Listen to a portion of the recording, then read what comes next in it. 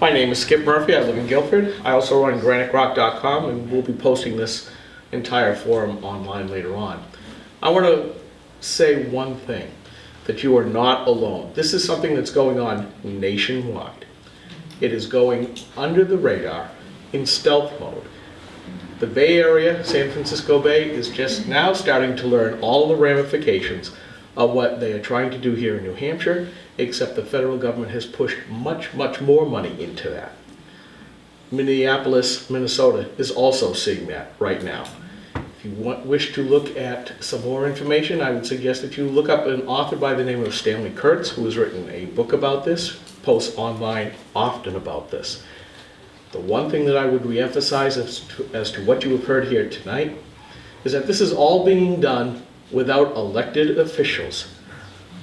Our entire philosophy here in America is that we get to elect those that would represent us and that we can hold them accountable. This is an end run around traditional American values. I strongly urge that you get involved and that you have representatives nearby. Go camp out at your doors. I don't think you have to go to the point where during the Revolutionary War here in New Hampshire, where they decided to send a message to the governor at the time, and they left a cannon faced into his door. Thank you.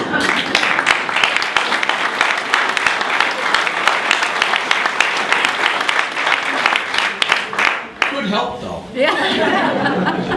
Hello, my name is Linda Hart, and I'm an Alton resident. I've been here about 8 years. I want to thank Representative Cormier for all of her hard work. I want to thank her husband for voting no on Common Core. Thank you very much.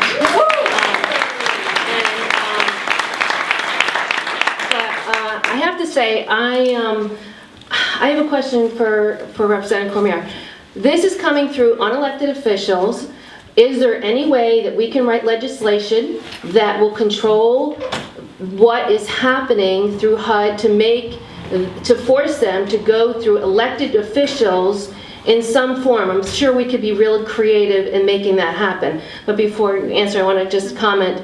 You know, the government is trying to force us to make affordable housing, fair housing, available to people. Well, you know what? When my husband and I started out, we went into a low-income town in Naugatuck, Connecticut. We sold our home, made a little money, went into a better house, and we kept doing that. And we now live in Mary Meeting Estates. We worked to get there, okay? We worked hard to get there, like everyone else. And if you don't work hard to get there, what's going to happen is you're going to have people who don't appreciate the value of their home, and it's going to be trashed, probably like in Rochester, it's going to be trashed. But my main question is can we write some legislation? Yep.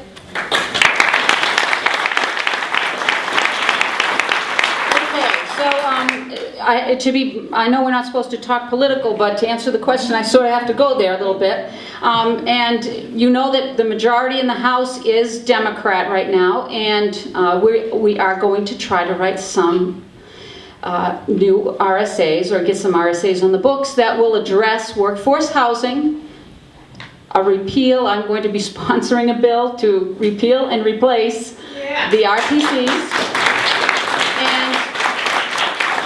And Rep. Cordelli's right there. He's I think 3 or 4 ideas about bills going in for Common Core. Here's the trick.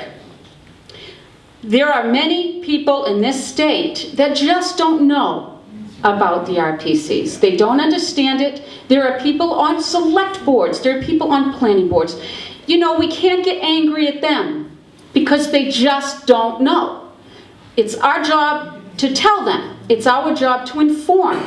And so we're going to go on the road. Friends, myself and some friends, we're going to go on the road and we're going to hit as many New Hampshire towns as we can.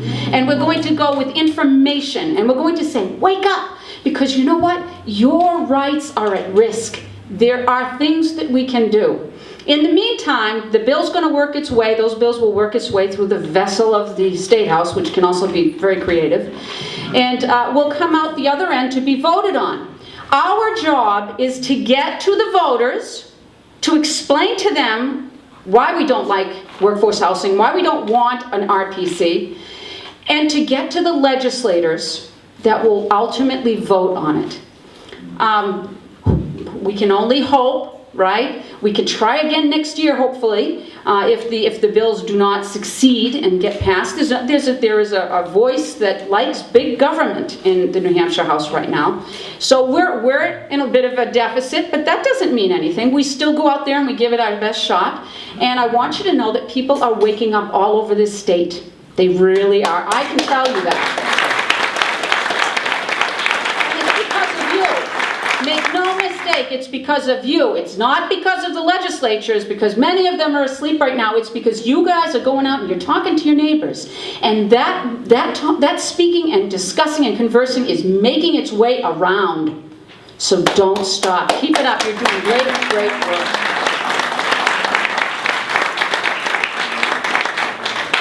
Was there anybody we could write to right now before all these bills try to go through? Is there any way we, as the people sitting here leave tonight, can write to somebody to say, right now, Yes. we're not happy? You write to your legislators, you write to your state reps, you write to your state senators, you can write your governor, you can write anybody that's in the New Hampshire General Court website. In the papers. Letters to the editor are always a good way to educate, because that's almost better sometimes than the reading. You learn a lot from our fellow citizens who speak through the papers of letters to the editor. So that's all good ways to do it.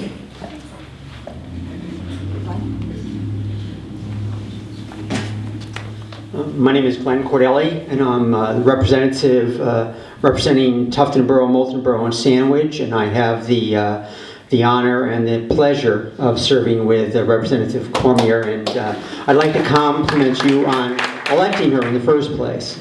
A couple of common themes I've noticed tonight with the workforce housing. Ken mentioned language, impediments, barriers, identifying barriers. There's a common thread. We heard a little bit about Common Core and the great action on behalf of your children by your school board. The state signed a document with the consortium that developed the assessments that are to be given. In that document, they have to identify to this consortium barriers to the implementation in state law and state statutes and their plan for dealing with that, similar to what's going on with HUD. And we're going to get that document and find out what they think the barriers are and let you know about it. But two, it's not starting with the legislature. All this is starting at the grassroots. You are doing it. You are making it happen with the workforce housing, with Granite State Futures, with Common Core. It's you who are doing it, and you've got to keep the pressure on, because that's the way these things are going to get resolved. Thank you.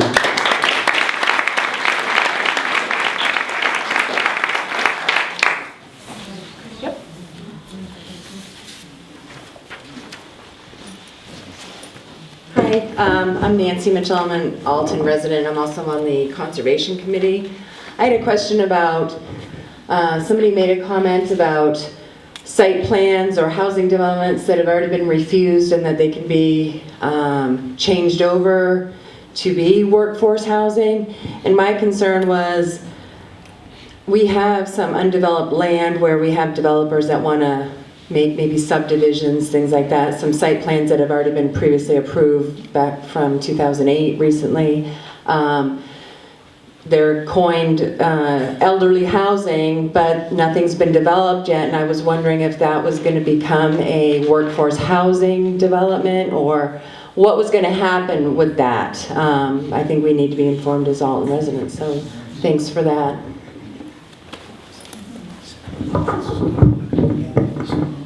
That might be a great question tomorrow night, if you could go to the meeting. Maybe they could tell us at the meeting what's happening with that property. I can give you an answer. Oh, great.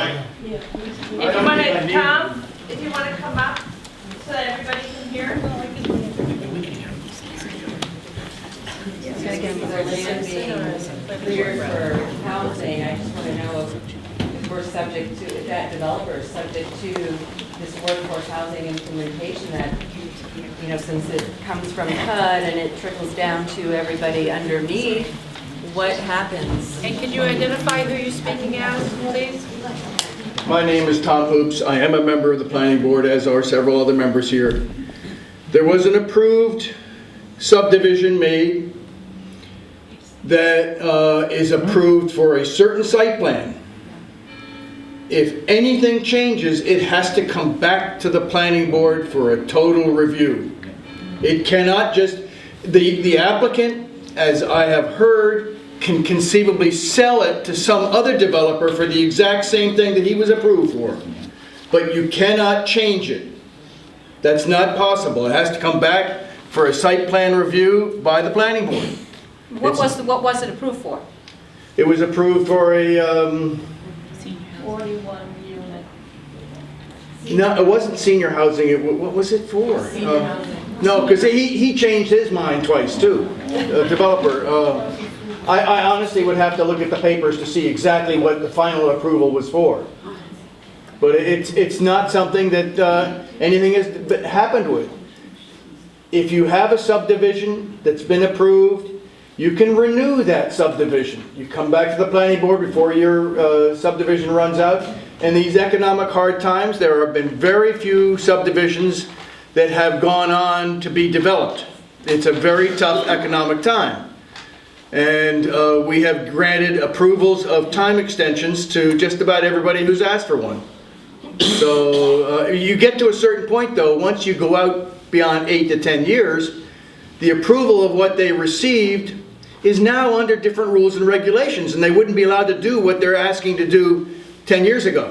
So you have to have some sort of common sense in the way you look at something. The role of the planning board is to enforce the rules and regulations that the town at town meeting has adopted and approved. So we can't do something that's not within the rules and regulations and governed by a combination of the master plan, there are 3 different items that govern everything. And if they're not approved properly, and as long as they're all 3 in conjunction, you can stand up to anything in the court. But they have to back each other up.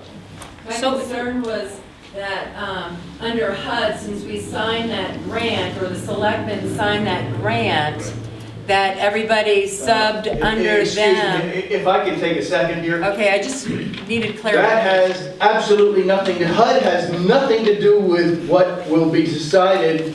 Tomorrow night we will be discussing what proposed amendments might go forward next year. The responsibility that the town has with laws that change, we have to at least prepare the town for something. So if we don't do that, we're not doing our job. But we signed a contract for a grant, and that has 0 bearing of HUD on the planning board. But that's not true. We saw tonight that $15,000... No, I'm sorry, you are really wrong. $15,000 of that grant was supposed to go to make sure that the warrant articles and the language of them are put appropriately before the people. Right. The warrant articles are written and then approved by town council. Correct, but you're saying that it had nothing to do with that, but we do get to vote. No, absolutely you do. I understand that. But HUD has no hold over the planning board. There is no commitment from the planning board to HUD whatsoever. If we're making a decision on behalf of the town, looking at rules and regulations that are coming from the legislature, and we don't understand it, we need to have an understanding of how to answer it. So, do you want me to make a statement or a decision based on information I don't have? No. So, we put out a grant to hire a group of people to come in and do some research work for us. I don't know about you guys, but I have to work too. I get a lot of pay from the town of Alton. It's called 0.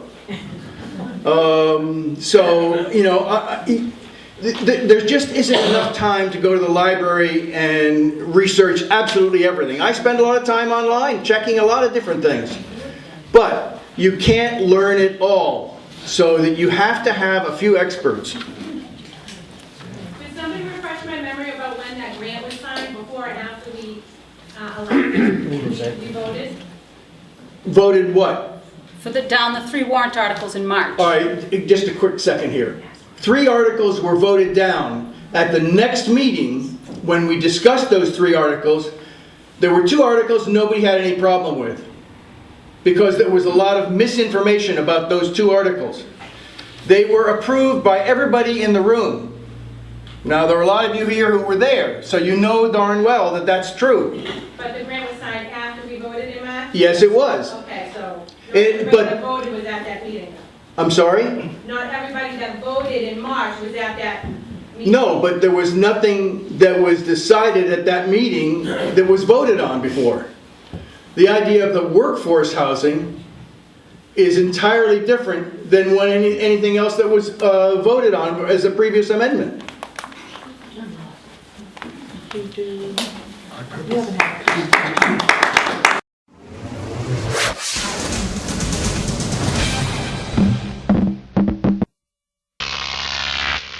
Cooked.